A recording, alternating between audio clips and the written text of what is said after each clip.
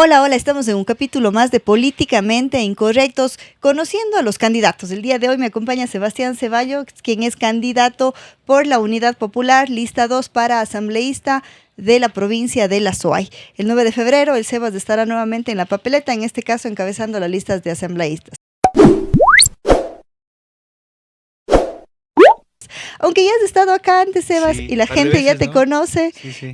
digamos porque estuviste tu participación a la prefectura y todo lo demás, pienso que siempre habrá alguien que quiere saber quién es el Sebas Ceballos. Cuéntales tú mismo. Hola, Carmita, muchas gracias por la invitación. Un abrazo a todos los que te escuchan, que sé que estás creciendo bien y que te está yendo bien el podcast. Bueno, Sebas Ceballos es un abogado de profesión, el primero de 4 hermanos, que durante mucho tiempo de su vida, la mitad de su vida, ha estado cercano a las causas sociales, a las causas justas, y a partir de eso he hecho mi profesión y todo lo que ha sido mi vida como activista social de la provincia y del país.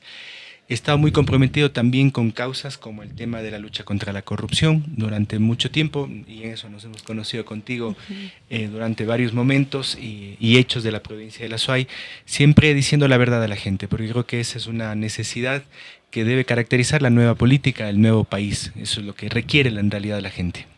Sebas, pasas de ser candidato del Ejecutivo, que era la prefectura de Ujú. La Suay, al Legislativo. ¿Cómo ves tú esto de acá, sabiendo que el Legislativo necesita como de varias voluntades para poder ejecutar ciertas cosas? Voy directo a este tema Mm. porque tú eres abogado, tú conoces mucho del tema público también y del quehacer de la Asamblea Nacional. ¿Cómo lo ves esto de aquí? ¿No piensas que te vas a frustrar? Luego te cuento yo mi experiencia. Ahora Sí, cuéntame tú. yo sé que estuviste y conoces, de hecho tú conoces más que yo la Asamblea. A ver, yo creo que la Asamblea requiere que pueda depurarse, requiere que pueda recuperar la dignidad. La Asamblea per se, todos los amigos, amigas que nos ven, yo sé que la mayoría va a pensar que ojalá se elimine el poder del Estado, pero la Asamblea es Mm, necesaria en un país democrático, partamos de eso. así es. Y lo segundo, la Asamblea es la que genera leyes que se transforman luego o en políticas públicas o en normativa del país para que todos los derechos se rijan y podamos convivir en paz. Y para eso creo que tiene que ir gente, primero preparada, segundo con convicciones y tercero que vaya a trabajar. Y eso creo yo es lo que no ha tenido la Asamblea, y ahí sí tú sabes mejor que yo. Y digo esto porque cuando tú vas a la Asamblea yo he visto horrorizado cómo la gente va vestido de verde y luego se transforma en blanco o en amarillo. Me Ujú, refiero a los camisetazos. Y tú completamente, viste un montón de completamente. esos, ¿no? O sea, que hay gente que grita y se coge la bandera de un color en la campaña y te pide el voto, y a mí me parece eso gravísimo, antiético. Y cuando llega a la asamblea se vende, sí, pues vende su conciencia y se cambia de color. ¿Por qué pasa eso? No es solamente un camisetazo. La gente tiene que saber que por debajo de la mesa han habido muchos millones de dólares que corren para comprar conciencias, o han habido puestos, espacios en el Ejecutivo. Es decir, te doy este hospital de aquí y tú sabes más que yo de eso. Completamente. Siempre yo les cuento a los amigos la mala experiencia que tuve en la Asamblea Nacional y que hay secretos a voces, ¿no? Como la torta es del Ecuador y cada quien va cogiendo una rebanada Por de acuerdo territorios. al voto, de acuerdo a la decisión en el Pleno, a la decisión en la comisión, y no hay como que fijarnos en el bien común, en lo que el pueblo necesita, sino más bien en lo que yo entre a hacer o a recuperar. Por eso el pueblo tiene razón. La gente piensa que los políticos que han gobernado van allá para hacerse primero de puestos, de su familia, poner en los ¿Mm? principales espacios y luego engordar sus billeteras. Esa es la verdad. Y los asambleístas, capaz por eso son tantos, son 137, por eso corresponden, digamos, a esta división que tú bien has dicho del pastel. Pero es increíble porque se dividen, para que la gente entienda Sí, mejor lo sí, que acabas de eso es decir, importante. ANT, CTE, hospitales. Entonces dice, se ve que su voto me cuesta un Súper de hospital. bancos, súper de Claro, compañías, claro.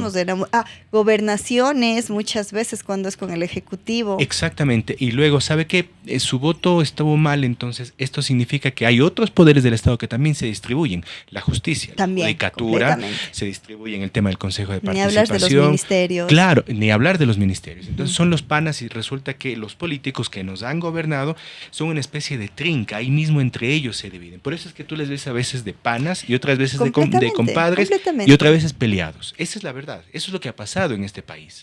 Por esos pactos de gobernabilidad en realidad se convierten en pactos de impunidad. Fue clarísima la división de la torta en esta última asamblea. Creo que la gente que no quiere es la que no ve, pero nosotros que estamos en la movida sabemos cómo se dividieron. El grupo del presidente, todo lo que se refiere al tema de las comisiones de régimen económico. ¿Para qué? Para aprobar las leyes de ahí. Porque las comisiones son quienes hacen el anteproyecto antes de que vaya al pleno, ¿no? Entonces, el presidente de la comisión es el que prioriza estos temas. Y el tema de la justicia fue para RC y Partido Social Cristiano. Entonces, ese fue el pacto de la impunidad. Ahora, Sebas, tú estás en un movimiento que has militado desde que yo te conozco, y tú me dices, en mi caso, no va a haber camisetazos. Te leo eso entre líneas. No entre líneas, expresamente. ¿Ya? Expresamente. Es decir, no vas a vender. Tal vez el matiz que te plantearía es cuando tú dices, nosotros estamos en la jugada, y claro, lo que tú acabas de decir es lo que pasó. Pero la gente dice al final, tenemos asambleístas que se olvidan de la provincia. No sé si has escuchado esa frase. Sí, yo la he claro escuchado mucho en territorio, que es la traducción de lo que tú acabas de decir. Y digo esto porque claro, los asambleístas que hemos tenido van a Quito y son parte de ese reparto que tú acabas de decir. Así es. Y al final, cuando eres parte del reparto, te olvidas de las necesidades de tu provincia. Exacto, es lo que te decía. Ya no viene el bien común, sino viene mi bienestar y qué sigo sacando de esto. Ahora, atrás de la asamblea y de este pacto hay varios proyectos que se han escondido, por ejemplo. Tú les vas a escuchar a toditos y tú les vas a tener aquí y les vas a escuchar a toditos decir contra la minería y a favor del agua. A todos les vas a escuchar.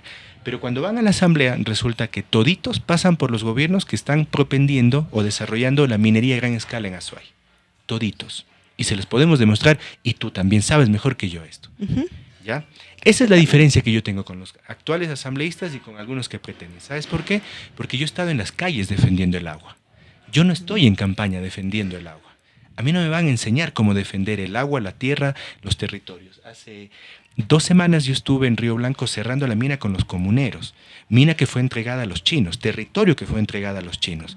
Eso no saben los asambleístas. Porque claro, cuando van a Quito, así en el micrófono pueden decir una cosa, pero el reparto hace que sean parte de gobiernos que le entregan la minería a las grandes empresas. Eso es la diferencia entre los asambleístas y yo. Y eso es lo que yo siempre digo, ¿no? El que tiene rabo de paja que no se acerque a la candela. Entonces, si es que ya comenzaron este pacto, es tal cual las drogas, el narcotráfico. Es decir, ya te metiste y ahora no puedes salir. Te cogieron del cuello y te tienen ahí. Si das un paso que a ellos no les gusta, solamente te apretan. Exactamente. Entonces, eso es lo que tenemos nosotros que entender. ¿Por qué está como está esta asamblea? ¿Por qué tenemos esta falta de aceptación, digámoslo así, de la gente? Pero también hay que recordar que quienes pusimos ahí a los asambleístas somos nosotros. Completamente. Entonces, ahora, tú sabes, el sentido de este programa, el motivo, la razón de ser, es que la gente ya no se equivoque el 9 de febrero, que no deje polarizar, estamos entre A y B. No, tenemos acá en el Azuay 17 candidaturas para asambleístas provinciales. Y de ahí, sí, porque estaban como 19, después sí, 18, por ahí creo que se bajó un par, sí, o 2, entonces estamos entre 17 y 18 candidaturas aprobadas por el CNE acá de la Azuay. Entonces, lo que yo invito a la gente siempre es que conozca a todos los candidatos de todas las tiendas políticas, su pasado, sus luchas, siempre hablamos de eso, su gasto en campaña también es muy importante. ¿Quiénes los financian? Exacto, quiénes financian las campañas, ¿de acuerdo? Y otra cosa que le hemos sumado en estos programas es qué están ofreciendo. Porque yo te cuento, ayer estaba reunido con unos jóvenes de la ruralidad y alguna chica del Valle me decía, no voy a dar el nombre hoy porque yo no lo presencié, pero me decía, tal candidata para la asamblea fue y ofreció cancha, mercado y hospital en el Valle. Entonces, dice, hasta mi papá, ella es una candidata. Pero tienes que explicarle a tu gente por qué te ríes. Exacto, vamos a eso, pero primero, ella es candidata por alguna tienda política. No sé de quién hablas, pero... Y dice, no, esta chica que comentaba, dice, hasta mi papá dijo que va a votar por ella y no por mí, porque ella sí está ofreciendo canchas. Ya te entendí. Dentro de los jóvenes que yo conversaba, estaba una candidata de otra tienda política. Ya te entendí. Y ella me comentaba lo que están haciendo, y también coincide porque ambas son mujeres, otra candidata que encabeza la lista y que está ofreciendo esto de acá en el Valle. Entonces, es cuando digo, y la gente se cree, porque está bien, la gente está ocupada en llevar el pan a su mesa, la gente está preocupada en cómo va a sobrevivir en obscuridad. Y por supuesto por la cancha, y por supuesto por las cosas que lamentablemente se ofrecen el mercado, claro, la salud, la cancha, todo eso, la gente está más pensando en eso y se cree lo que le dice el asambleísta, pero aquí está este espacio para desmentir, porque el asambleísta no hace canchas, no hace mercados, no hace vías, Tiene dos no funciones, hace ¿no? obras. El asambleísta tiene dos funciones. Legislar, que quiere decir hacer las leyes, eliminar las leyes o modificar las leyes. Las Para de tres, contar, nada nada más. más. Ni siquiera interpretar las leyes. Hacer, eliminar y modificar. Punto. Así es. Y el segundo, que es fiscalizar, es decir, poner la lupa en donde hay corrupción e ir desenmascarando estos casos y también recuperar dineros para el Estado. Por supuesto. Eso sí le compete al asambleísta, De hecho. pero no más. De No hecho, más. Entonces, es el primer poder del Estado, pero no te puede dar una cancha. Eso es Exacto. verdad. Es el primer poder del Estado, pero no puede decirte que va a darte un mercado o no puede decirte que te va a dar un hospital. completamente. Eso es así. Y ¿sabes cuál es el tema? De que estas campañas, yo veo mucho, están llenas no solamente de estas mentiras que siempre suelen haber, sino ahora hay una preocupación que yo tengo. Y es el tema de la inseguridad que está vinculado, aunque no lo creas, bueno, tú sí, al tema de las campañas electorales. ¿Por qué? Porque hay mucho dinero sucio que están financiando Exactamente. campañas electorales. Este es un problema. Y aquí en Azuay, tú vas a decir, no, eso no pasa, mentira, en Azuay pasa. ¿Y sabes por qué? Porque tienes minería ilegal que está en los bordes de la ciudad de Cuenca. Minería ilegal hay en el Sixi. Minería ilegal Completamente, pretende en la entrar en provincia, Santa ¿no? Isabel. Tienes en Ponce En Enríquez. Ponce Enríquez. Tienes en Azuay. Y minería ilegal, y donde hay minería ilegal, hay recursos que son digamos, mafiosos, que están por fuera de la ley. Y cuando hay eso, ese espacio de las mafias intentan penetrar los espacios políticos. Y la manera de penetrar es financiando campañas políticas. Yo sumaría lo que tú dices, es a ver que todos los candidatos muestren cuáles son sus listas en serio de contribuyentes. Y lo segundo es que cuando alguien vaya con unas mentiras como las que tú dices, dígale esto que tú has dicho, las dos competencias. Pero también cuando vayan con campañas millonarias, sí vale que la gente interpele y diga, bueno, ¿y de dónde saca usted la plata para estas campañas millonarias? Porque también puede ser que saquen de otros lados que también sería ilegal, espacios públicos, o que se utilice, por ejemplo, la maquinaria del gobierno, ministerios y demás, para convencer a la gente. He visto que hay un candidato que aparece en campaña en espacios gubernamentales. ¿Eso es legal? ¿Es justo? ¿Es ético? A mí me parece que no, y es el inicio de la corrupción. Completamente, por ahí estamos comenzando mal y eso deberíamos de echarle el ojo a la gente. Pero bueno, esta amiga me decía, mi amiga del Valle me decía, ¿qué vamos a hacer para que la gente no se crea? Entonces yo le decía, bueno, mañana tengo un programa, les voy a decir que lo que les están diciendo es mentira. Sí, hay que hacer una campaña, pero hagamos una campaña, decir, bueno, estas son las funciones, Exactamente, no Sí. podemos dejar que venga quien va a ser un representante de los azuayos en la Asamblea Nacional a mentir a la gente, Por porque supuesto. este país está colapsado de mentiras. Hemos estado viviendo mentira tras mentira en este nuevo gobierno y bueno, creo que en todos los gobiernos realmente, pero en este como Claro. que se ha evidenciado más. Pero cuando le mientes a la gente es el primer hecho de corrupción, me parece a mí, porque le estás diciendo a la gente cosas que no vas a cumplir y eso al final te lleva a una serie de otras medidas que podrían hacer que yo le pueda decir cualquier cosa a la gente con tal de ganar un voto. Y eso no está bien, porque a la gente hay que decirle siempre la verdad. Nuestra campaña tiene, entre otras cosas, la idea de decirle siempre la verdad a la gente, lo que se puede y no se puede hacer. Por ejemplo, nosotros partimos de un concepto. Un asambleísta, una persona no puede cambiar la vida de la gente. Completamente, es lo que te decía, ¿no? El salto del Ejecutivo al Legislativo. Sí. El Ejecutivo toma sus leyes y ejecuta. Y definiciones El como tal. Legislativo no. Claro, Solo no. Pero lo que sí puede hacer es llevar la voz de la gente. Cuando yo te digo, la gente dice, cuando van a Quito se olvidan de la provincia en la que son. Entonces nosotros sí planteamos un asambleísta que en Quito haga sentir la voz de la provincia, porque ese es el otro problema. Como hay estos acuerdos que tú bien has dicho y que yo coincido, cuando van a Quito se olvidan de los problemas reales que tiene la provincia.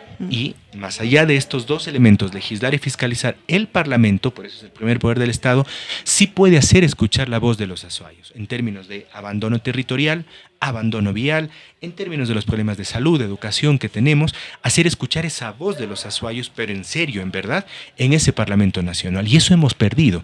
En el Parlamento se debaten otro tipo de cosas, se debaten cómo llevar a tecnocumbieras a la Asamblea Nacional, cómo hacer yoga en la Asamblea Nacional, pero no se debate que la cuenca Girón Pasaje es un desastre. No se debaten los temas del agua y de minería en el Parlamento Nacional. O no se debate que en ninguna de las escuelas y colegios, unidades educativas de Cuenca y el Azuay no llegan los útiles escolares. En Guayaquil llegaron al final, pero llegaron. Aquí no hay útiles escolares, en ninguna unidad educativa. Yo no prometo darles útiles, porque no es una potestad ejecutiva, pero sí le digo a la gente que en mí van a tener un asambleísta que en el Parlamento haga escuchar la voz de esas personas que están gritando desesperadamente, pero que no son escuchadas. Y eso, tú sabes bien, sí puede hacer un parlamentario, un asambleísta. Completamente. Inclusive incidir en la política pública lo puede hacer, Claro. porque es quien, la Asamblea es quien aprueba el presupuesto del Estado. ejemplo. Y ahí puede decir, estos 1.000 millones en comunicación no va. Claro. Y no lo han hecho. Sí, sí. Y no lo han hecho. Han aprobado presupuestos Tal cual. del Estado, tal como manda el Ejecutivo, y con unos gastos altísimos en comunicación, cuando las obras hablarían por sí solas, pero como no tienen obras, entonces sí necesitan gastar mucho en estos contratos que además dejan mucho que desear. Con influencers y demás, ¿no? Además hay otros que ni siquiera están en el presupuesto del Estado, que están también por debajo de la mesa, que hay que investigar. Yo creo que hay que investigar y fiscalizar mucho en este país y en esta provincia las cosas que están pasando y que también no se dicen, pero que están a la vista de todos. Son esos secretos a voces, que están ahí, que todo el mundo quiere ver para otro lado para no darse cuenta de lo que está sucediendo y que todo el mundo espera el gran milagro o al Mesías nuevamente para que resuelva los problemas. Y lo que tenemos que entender que aquí hay una corresponsabilidad entre el elector y la autoridad. Si yo doy un voto a alguien que está completamente alejado de mis causas, con quien tengo una brecha gigante entre el pueblo y el poder, no puedo esperar sino que esa brecha crezca. Claro. No puedo esperar sino otra cosa, pero como pueblo me estoy dejando engañar, estoy permitiendo que me digan mentiras, me estoy creyendo las mentiras y estoy votando por esa gente. Y lo otro que tú acabas de decir, que me parece muy importante, nos quieren vender, y esto hay que tener mucho cuidado a la gente que yo sé que te escucha y que sabe, en el cáncer y el SIDA. Exacto. Así llegamos, la espada y la pared a la segunda vuelta. Exactamente, y no es así. No hay solamente dos opciones en el país. Yo también creo que son muchos los binomios que hay, pero no solamente hay dos opciones. Hay otras opciones a nivel nacional, en el caso presidencial, nuestro candidato es Jorge Escala, y a nivel provincial, por supuesto que hay otras opciones que no nos obligan a votar en esto que te pretenden meter en la cabeza, el famoso voto arrastre. Entonces, como hay dos opciones, tú tienes que votar por una de las dos. No, eso no existe en el país. Exacto. Eso no existe. Estamos nosotros acabando la democracia. Sí, y de hecho yo creo que la provincia de La Suay se ha dado una muestra de que se puede votar distinto a esas dos opciones que desde los grandes medios intentan imponer en la cabeza de los electores. Nosotros somos una opción, además que vamos y hemos combatido a esas dos opciones que para nosotros han sido, de alguna forma, dejan un pasado por lo menos siniestro para la vida del país. ¿Sí? Porque no se puede decir solamente que en 10 años estábamos mejor cuando tienes también cosas oscuras como sobreprecios y corrupción, que para mí eso debe ser combatido siempre, y tampoco creo y estoy convencido de que este momento sea mejor que antes, porque estoy convencido que hoy no hay ningún tipo de obras para la provincia de La Suay y también hay corrupción. Entonces, estas dos opciones son las que representan el pasado para mí del país y creo que sí se puede votar distinto. Esa es siempre la invitación a nuestros amigos que nos están escuchando. El 9 de febrero vamos a dar un voto consciente, un voto pensado y un voto responsable, porque no podemos permitir que nos gobierne la misma gente, que nos gobierne quienes han hecho tanto daño a este país. Entonces, en eso coincidimos completamente, en esta campaña. Bueno, solo coincidimos en todo, ¿no? Sí, con nuestros matices, pero coincidimos. Sí, en esta campaña Tú también eres una luchadora. Claro. Hay que realizarlo. El país necesita una campaña de educación en el voto, porque si no vamos a terminar eligiendo, como tú dices, entre la espada y la pared. Así nos quedamos el 9 de, para la segunda vuelta. Pero si en la primera vuelta votamos bien y vemos todas las opciones, quizá podamos llegar a una segunda vuelta con mejores perfiles, mejores candidatos. Por supuesto. Y alguna opción que le permita a este país que necesita trabajo y esfuerzo salir adelante. Pero ¿sabes qué? No está cerrado todo. El nivel de indecisión de la gente, y es normal, está todavía altísimo, y en este país pueden cambiar muchas cosas, y tú sabes bien, de la noche a la mañana. Conversaba justo de ese tema antes de venir, ya sabes con quién. Veníamos conversando y él decía, ya están dados los votos. Yo decía, no, ninguna de las encuestas que se han presentado son reales. ¿Por qué? Porque todas presentan entre el 15 y el 20% entre sumado, indecisión y nulo. Si es que yo no veo una encuesta que me muestre que entre el 40 y el 50% es el porcentaje entre indecisión y nulo, yo no les creo. Porque tú vas a la gente de a pie y yo la estoy gente en no territorio. tiene idea por quién va a votar. Sí, yo estoy en territorio y la gente te dice. ¿Qué han dicho los jóvenes? Ya cuando llegue el día ahí voy a ver por quién votar. Sí, así Otras es. personas, después del debate voy a tomar una decisión. Entonces, esas encuestas mentirosas, esas encuestas tramposas, lo que están queriendo es posicionar a ciertos candidatos acá arriba en la mente de la gente y nada más. Es un juego nada más. Es un juego comunicacional. en el que ya perverso, ¿no? Muy maquiavélico. Sí, Sí, sí, en el que ya completamente. nos han hecho caer antes. Sí. Y por eso mismo nosotros los ecuatorianos no podemos volver a caer en ese juego de manipulación comunicacional. Háganle caso a la Camita ¿Sí? que ella sabe. Eso definitivamente ya no más. Sí, eso Tenemos que comenzar a tomar nuestras propias decisiones. Lo que yo les digo a Sí, mis hijos, no sí, dejes sí. que nadie te dé pensando, porque si no, ¿para qué tienes ese Y el cerebro? ecuatoriano y ecuatoriana es así. ¿Y sabes Sí. qué? Te voy a sumar algo más. ¿Sabes por qué la gente no está pensando en elecciones? Porque está pensando en la sobrevivencia. Exacto. O sea, no, la gente Sí. necesita saber cómo su emprendimiento va a funcionar si es que le costan las 8 horas laborales en el día. ¿Cómo vas a llegar a la Navidad? Porque en la Navidad tienes que darle algo a tu hijo. Exacto. Tienes que tener para el fin de año, para la comida. Eso está pensando la gente. Está pensando qué va a pasar si es que va a llegar con empleo o no a enero, porque tú sabes que muchos servidores públicos están en Se contrato. termina en diciembre. Exactamente, Ujú. se termina en diciembre, y también contratos privados. Sí. ¿Ya? Y la gente está esperando, ¿y ahora qué pasa en enero? Está pensando porque está haciendo los cálculos matemáticos a ver si le va a alcanzar para pagar la cuota del banco. Eso es lo que está pensando. Tú has dicho bien, los emprendimientos, a ver y midiendo. Mi mamá tiene, tú conoces, un negocio y me llama cada 2 días a preguntar si está lloviendo en Cuenca, porque su negocio no es en Cuenca. ¿Por qué? Porque quiere saber si van a bajar los cortes de luz, porque no tiene agua. Y si no tiene agua, y la luz en esa ciudad donde ella está funciona a través de turbinas que funcionan con electricidad, no puede funcionar. Eso es lo que está pensando la gente. Entonces la gente lo que menos tiene ahora es en su cabeza el tema de las ¿Por elecciones. quién voy a votar? Claro. Y más en un momento en el cual está cansado de ver a Exactamente. tanto político, Ese es de el que otro le llegue tema. tanto mensaje, tanta invasión en redes y más aún viendo a algunos hacer el ridículo, porque te digo, es completamente ofensiva alguna campaña que Azuay no caía para esto antes. Vos ves ya en Azuay, Pero yo no he ahora visto, en te Azuay cuento. ya no puedo yo imaginarme Sí. carrera de cuyes, visitando la No he salchipapa, visto. visitando la No he empanada, visto. visitando el hornado. Entonces luego llega esa gente allá y ¿qué pasa? Tenemos el día del bizcocho. Así de simple.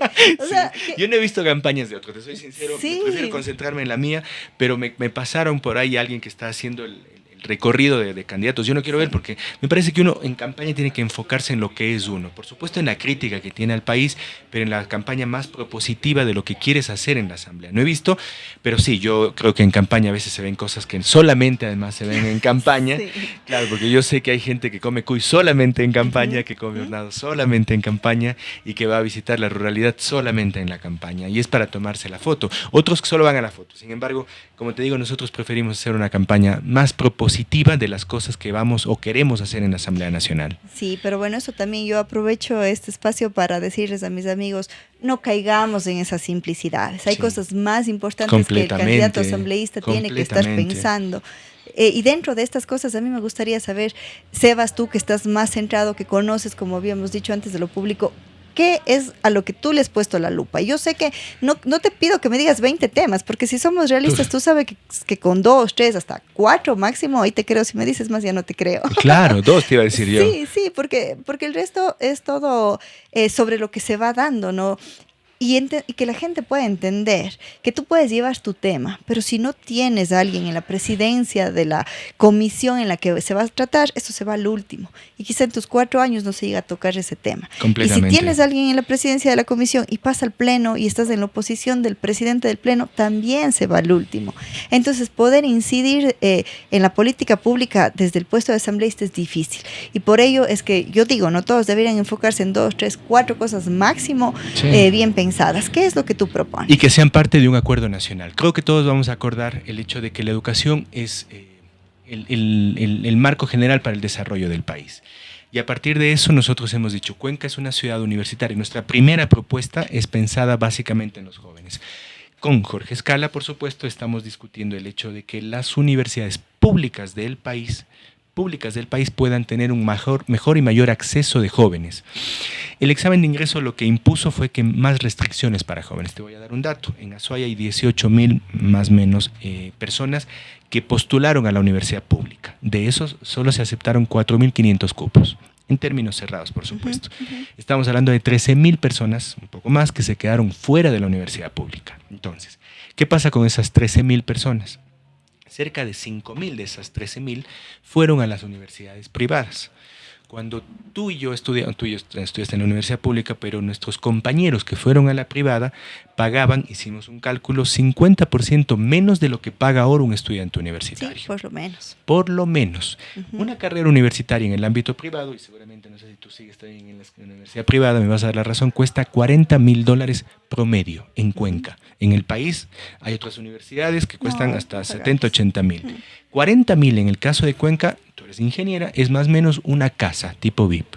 La mitad de una casa, quiero decir. La mitad de una casa en Cuenca.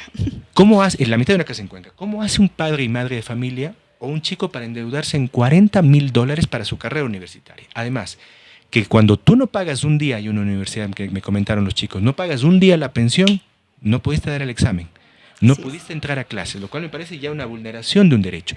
¿Qué estamos planteando nosotros? Una reforma a la ley para que el Estado y el propio Consejo de Educación Superior puedan regular la matrícula y la pensión universitaria en la universidad privada, valga la redundancia. ¿Por qué? Porque creemos que además tiene que haber una relación con la condición socioeconómica del estudiante. Estamos planteando que un ciclo pueda costar como piso 2 salarios básicos. ¿Ya? ¿Qué significa esto? $950 más o menos. Un ciclo. En la provincia, en Cuenca, hay ciclos que cuestan hasta $5,000, carreras como medicina, en una universidad X que prefiero no decirla. Me parece a mí una cosa extrema. O sea, que para ser médico tengo que tener plata. Se están perdiendo una serie de valores y de grandes mentes porque no pudieron entrar a la universidad pública o no pueden entrar a la universidad privada.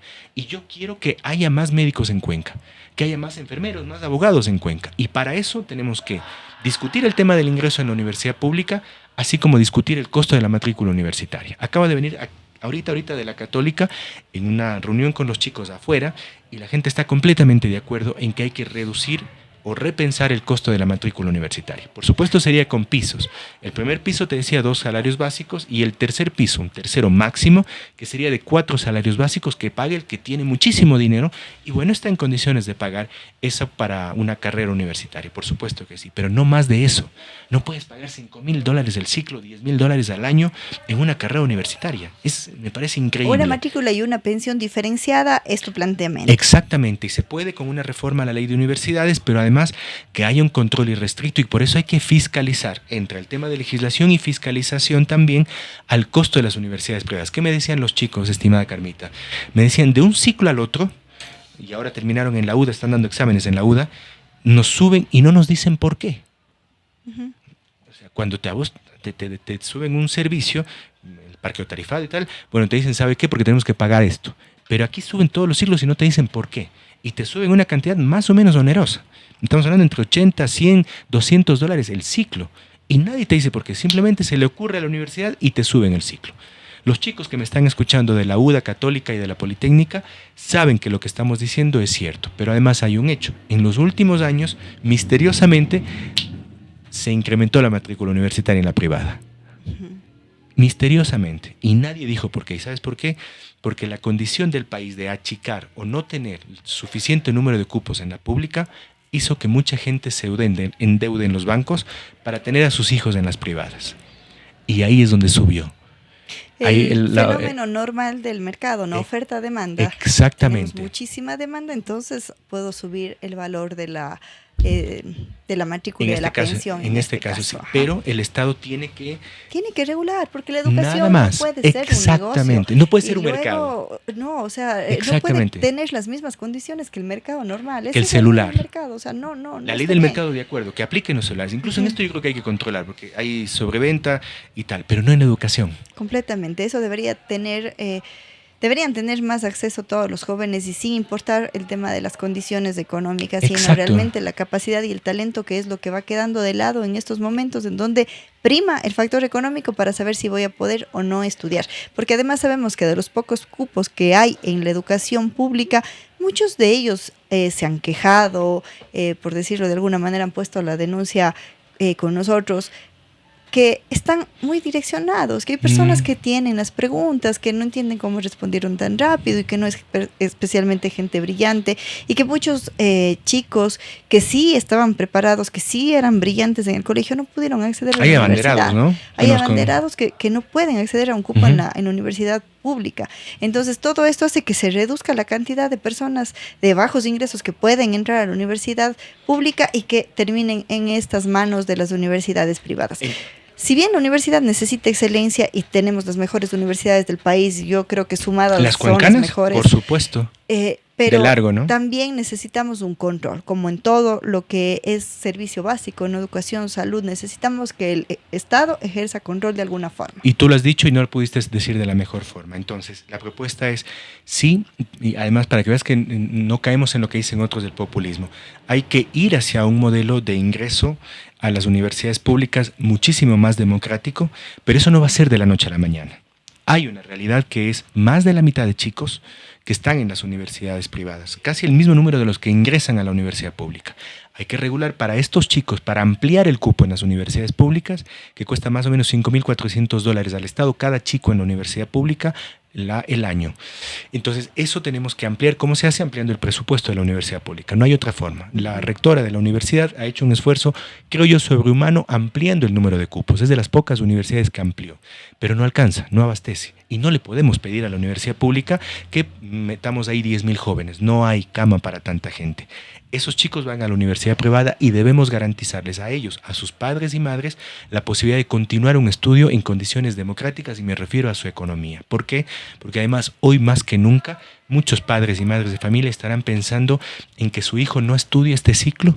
Uh-huh. Yo tengo a chicos que ahora están en la campaña que me dicen: Sebas, te voy a colitar, este ciclo no pude estudiar. Y se me partió el alma. Uh-huh. En una universidad privada que prefiero no decir el nombre. 2 chicos vinieron y yo veía que venían todos los días. Le dije: oye, ¿por qué no vas a clases? No te estarás ranclando para venir a la campaña. Yo sé que la campaña es divertida. Y me dijo: no, lo que pasa es que no puedo estudiar este ciclo. Porque no pude pagar. Ya no pude pagar. Mis papás ya no pudieron pagar. Es que ese es el problema de un país que tiene tantas necesidades, ¿no? Y la económica termina en temas básicos como es la educación. Y un pueblo que no tiene educación realmente es un pueblo fácilmente manipulable. Y yo siempre les digo a los amigos que nos ven, esto no es coincidencia, no es que la educación cada vez se hace más difícil por coincidencia ni por la situación del país, es porque así decidieron quienes están al frente del Estado, es porque no les conviene tener a un pueblo educado que pueda reflexionar su voto cada elección, no les conviene tener a un pueblo que esté leído, que esté ilustrado, sino les conviene tener cada vez más analfabetos políticos y más analfabetos en general, y eso son las famosas escuelas del milenio, que para muchos es un gran proyecto, pero lo que hizo fue dificultar a todas las personas de la ruralidad. Mientras antes tenían su escuelita del sector rural, sí, con 3 aulas para todos los grados, y siempre yo me preguntaba cómo estudian ellos, hasta que una vez pude vivir esa experiencia. En Esmeraldas tuve la oportunidad, hace muchísimos años, cuando era joven, cuando era casi niña. Sí dices, porque dices sí, dices que es joven, sí, se te están burlando aquí. Ahí yo recuerdo poder ir, había 3 aulas y todos los niños ahí con 2 docentes, ¿no? que impartían conocimientos. Jorge Escala fue profesor de escuela unidocente, te cuento. Entonces, imagínate, esto era mucho mejor a que ahora ya no puedan ir por las distancias, por la necesidad que tienen de transportarse y no tienen en qué. La gente que vivimos en la ciudad realmente no podemos dimensionar la necesidad de quienes están en la zona rural. Y eso nos hace que vivamos, como siempre yo digo, en una burbuja. Completamente. Como vive ahorita nuestras autoridades, muchas de ellas en una burbuja, y no puede ver la realidad y no puede generar política pública para una realidad diferente a la de él. Completamente. Entonces eso es lo que está pasando en la educación. Comenzamos con las escuelas, luego en los colegios cada vez hay más deserción, y en la universidad ya no alcanzan los cupos, y eso es lo mejor que puede haber para ellos, porque no han podido reinventarse en una era tecnológica, en una era en la que la información está más al acceso que nunca. Estamos a un clic de distancia, todo el mundo, bueno, digamos que el 70% de la gente tiene acceso a un celular inteligente. Entonces, ¿por qué no educar de esta manera, con estos aparatos? ¿Por qué no generar y reinventarnos? Si no apuntamos a la innovación pública, realmente nos vamos a quedar en la época de la chispa y nunca saldremos del subdesarrollo. Pero además eso es lo que también permea la corrupción, ¿no? Por supuesto. Cuando no se innova y no aplicas la tecnología en los procesos de transacciones en el ámbito público, es ahí donde viene la mano oscura de la corrupción para precisamente ensombrecer todos los contratos públicos, ¿no? Es que ahí es donde se vuelve más vulnerable, porque Claro. ya no es algo automatizado. Si tú tienes decidiendo. inteligencia artificial en el Exacto. tema de la contratación pública, eliminarías una buena parte y tú sabes mejor que yo eso. Y digo porque tú eres un ingeniero en que me has dicho a mí que has perdido un montón de contratos por la mano oscura de la corrupción. Completamente, y cada vez está peor, hasta donde no alcanzaba antes la manipulación de las compras públicas, ahora ya están manipuladas. O sea, a mí me Entonces, parece ese increíble que tengas a bandas y que haya una denuncia de medios de comunicación que digan ahora tengan empresas legales que estén costeando digamos, participando en la obra pública y que nadie diga nada. así es que ahora la SAS se constituye una semana y ya estás En 3 días participando en la obra estás, en pública. 3 días estás Exacto. constituido. Entonces, esa es la situación de ahora. Cuéntame otra propuesta, Sebas, que el tiempo aquí siempre se nos va Sí, volando. ya se nos fue, y contigo siempre se nos va volando. A ver, esta es una del tema educativo. Nosotros estamos planteando la segunda, el tema del trabajo, pero el trabajo vista desde el trabajador, no desde el empresario, porque he visto también propuestas de volver al tema del trabajo por horas, esa propuesta que ya perdió. O sea, además, la gente ya le dijo no. O sea, la ignorancia es atrevida, porque ya la gente le dijo no y escucho a candidatos que dicen vamos a volver al trabajo por horas. No, ya perdiste. Sí. O sea, así como hay que reconocer constitucionalmente, legalmente, que no se puede hacer minería, tampoco puedes volver al trabajo por horas. El candidato que le diga eso le está mintiendo, pero además está haciendo un insulto a su voto. Bueno, lo que tenemos que hacer entonces es una serie de medidas para renovar el Código del Trabajo. En eso yo estoy de acuerdo, en el concepto.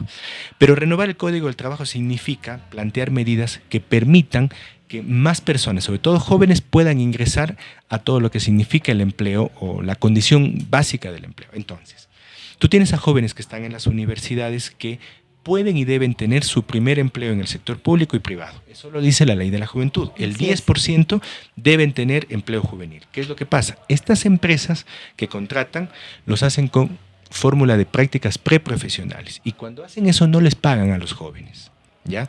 Les tienen además haciendo los trabajos más jodidos, se puede decir eso, tú me corriges, sí, ya, en los trabajos más jodidos y no les pagan. Entonces el tema es, la primera es reconocimiento de prácticas preprofesionales a los jóvenes en las universidades que van a empresas públicas y privadas. La segunda, es todo un paquete de medidas laborales, por eso, pero son reformas al Código del Trabajo. La segunda es que en la Ley de la Juventud tú tienes el 10%. Nosotros planteamos progresivamente ir al 20% de jóvenes que salen de las universidades que puedan ser contratados en empresas públicas y privadas. ¿Por qué? Porque la fuerza laboral de este país y la fuerza etaria de este país está sobre todo asentada en los jóvenes. Y donde más desempleo y subempleo tienes es precisamente en los jóvenes.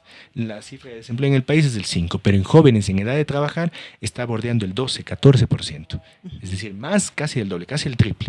Por eso tienes que ir hacia esa fórmula. Lo tercero, ¿qué pasa con las personas que se jubilan a los 65 años en este país? Todavía, ojalá. Pero todavía quieren trabajar.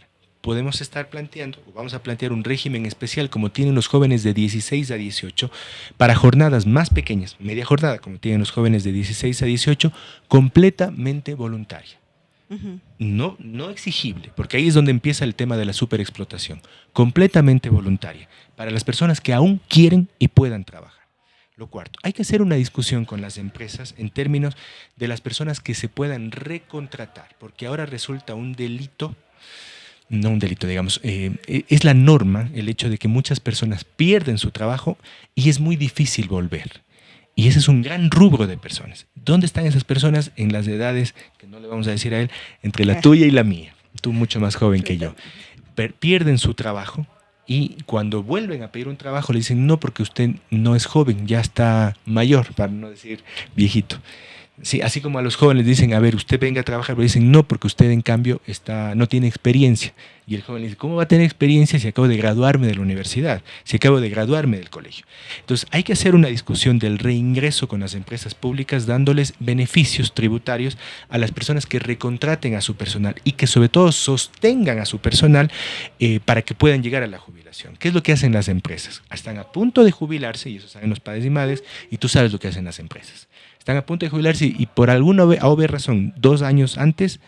Sí, comienzan a comprar. Y yo ahí te quiero contar una experiencia justo con lo que tú estás diciendo. En este año 2024, donde nosotros cumplimos una edad interesante, muchísimas amigas han sido despedidas de sus trabajos. De tu edad. De mi edad, justamente con Eso despido, es para poder evitar ni siquiera la jubilación, que no nos toca, sino una jubilación patronal, como claro, es una pensión patronal que a la que estaría obligada la empresa por tenerles más de 20 años laborando. Exactamente. Entonces, sin ningún motivo, simplemente llegó el despido de mi grupo de, no sé, 7, 8 amigas. Exactamente. 4 recibieron este año, 4. Es decir, más del 50%. Y las otras no hemos recibido porque no estamos bajo dependencia. Porque si no, te aseguro que el índice sería mucho más alto.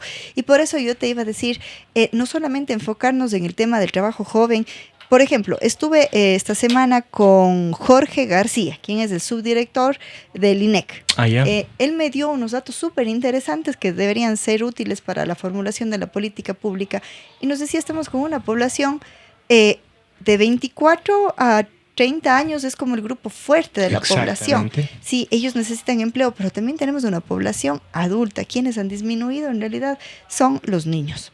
Entonces... o sea, el sándwich donde estamos todavía nosotros, aunque no le guste, entre 20 y 35, 38, es en realidad la fuerza laboral más importante estadísticamente en este país. Así es. Exactamente. Realmente él me dice entre 24, 30, 32 años. Ahí me comentó Jorge, me pareció muy interesante estos datos que él nos daba y hacia allá deberíamos formular. Exactamente. Por eso es una para jóvenes y otra para este rango donde estamos tú y yo. Por eso te decía que, claro, por no pagar la patronal les votan, pero cogiendo el concepto de las propias empresas que dicen es mejor tener a un buen colaborador. Yo le digo trabajador, no importa el término, en este caso es lo de menos. Y ese buen trabajador debería ser protegido por el Estado y por la empresa. Pero resulta que es abandonado por el Estado y abandonado por las empresas. Eso es lo que pasa, y le pasa lo que pasan tus amigas. Entonces, porque la empresa tiene mucha superpotestad para votarles, y con eso en realidad es para no pagar la cesantía. Así es. Punto. Y el Estado, cuando van al Ministerio del Trabajo, no puede hacer nada porque está atado de manos. Claro, es que el Código de Trabajo no contempla eso. Exactamente. Está en su derecho de prescindir del trabajo. Exactamente. Entonces, para propender al tema de la estabilidad, lo que vamos a hacer es beneficios para quién. Tanto para el trabajador, pero también para la empresa que sostenga a sus trabajadores o colaboradores. ¿Me entiendes? Así puedes tener tú una fuerza laboral que cumpla con ese objetivo de vida. Porque al final el objetivo de vida es tener una jubilación para vivir. Tienes, como tú dices, de 24 a 65 años en este país para producir, para ser productivo para tu país, para poder tener hijos e hijas, una familia. Y nuevamente los cortes de luz hacen una pausa un boicot. inesperada. No puede ser cuando estamos en la parte más interesante de la conversación. Pero la Suprema sabe cómo arreglar y no se deja boicotear. Aquí estamos. Vamos a cerrar con el Sebas, que ya saben, la charla es buenísima, pero me gustaría ir cerrando. Cuéntanos algo más que tú quisieras decirle a la gente que nos está escuchando. Sí, yo creo que necesitamos asambleístas en la provincia de la Suay, como te decía, que vayan a trabajar. Todo esto que te estoy comentando, estamos preparándolo ya en proyectos de ley. ¿Por qué? A mí me asusta y me preocupa que en 4 años un asambleísta no haya presentado un proyecto de ley. Y vos sabes mejor que yo que hay. ¿Sí? Y creo que son la mayoría. La mayoría, esas son las estadísticas de la Asamblea. Exactamente. Ni proyectos de ley ni casos de fiscalización. Nada, o sea, no hicieron nada. O sea, fueron a jugar Candy Crush, ¿no? Y no sé si fueron a bailar con las tecnocumbieras. Pero nosotros estamos presentando y queremos poner a disposición de la gente el proyecto de ley. Me comprometo en dártelo para que me digan ahora mismo, ¿sabes qué? No vale. O sí vale, o esto cámbiale, o está bien. Entonces vamos y tenemos preparado ya 7 proyectos de ley. Yo sé que eso no es todo, pero por lo menos llegar el primer día y decir, bueno, aquí están para avanzar el trabajo. Lo segundo que te quiero plantear es que necesitamos asambleístas comprometidos. Y hay una diferencia que te decía al inicio, nuestra hoja de vida, que no es tanto mi hoja académica, es el tema de respetar siempre a esas causas que nos vieron nacer y las que no es que nos han dado de comer, sino nos han dado vida. A mí me dan vida participar de esas causas sociales y participar de esas causas sociales donde se vincula la familia cuencana y azuaya. La familia cuencana y azuaya, hablábamos en el tema del trabajo, es el centro de donde se desarrolla la vida misma del desarrollo de tus hijos. Al final trabajamos todos para nuestra familia, pero no la familia entendida como mi grupo particular de personas. Mi familia es, y debe entenderse, la provincia de la Azuay y los más de 800,000, vamos a ser 1 millón de personas en esta provincia pronto, y esa va a ser la familia que respete y que sea la voz a través de la cual nosotros tengamos que hablar en la Asamblea Nacional.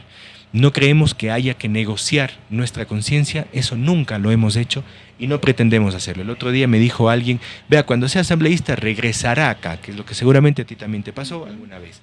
Y claro que vamos a regresar porque mi hoja de vida va a ser, luego de estos 4 años de la asamblea, cuando tengamos el voto de la gente que nos mira, poder regresar a las mismas causas que nos han movido durante mucho tiempo en nuestra vida. Eso es lo que yo tengo para ofrecerle a la provincia. Buenísimo, Sebas, ha sido un gusto poder escucharte, como siempre, Un conversar gusto estar aquí. contigo y poder entender cómo estás planteando y una opción diferente. No has estado tú en la carrera de los cuyes ni haciendo... Sí, pero no en campaña. No, a ti te vi hablándole al árbol. Sí. Eso sí vi también. Sí, pero no en campaña. O sea, Sí, eso ha sido una carrera de cuyes, es lindísimo, pero eso Sí, siempre sí. hacemos. Claro, Sí. pero no como forma de que la gente te conozca. No, claro. Hablando Sí, del no. árbol, sí. Hablando del árbol, sí. Está bien, me pareció innovador en todo caso. Dale, así es. Sí, genial. Sebas, te deseo éxito el 9 de Gracias. febrero, que la gente realmente pueda decidir con conciencia. Eso es lo que nosotros buscamos acá en Políticamente Incorrectos, que dejemos esa... Quizá la corrección política les diga, es que si no vota por A o por B, está desperdiciando su voto. Vamos a ser todos irreverentes el 9 de febrero, vamos a ser todos incorrectamente políticos. Sí. Me hice líos, pero vamos a ser todos políticamente incorrectos y de esta manera vamos a poner a gente que pueda gobernar en el Ejecutivo, en el Legislativo, tenemos también el Parlamento andino para que este país pueda ver una luz al final del túnel que la hemos perdido. Depende de nosotros, ¿no? Así es, está en nuestras manos y seguir conociendo a los candidatos es la invitación que yo les hago y nos vemos el próximo domingo con un candidato más. Chao, chao. Gracias, un abrazo.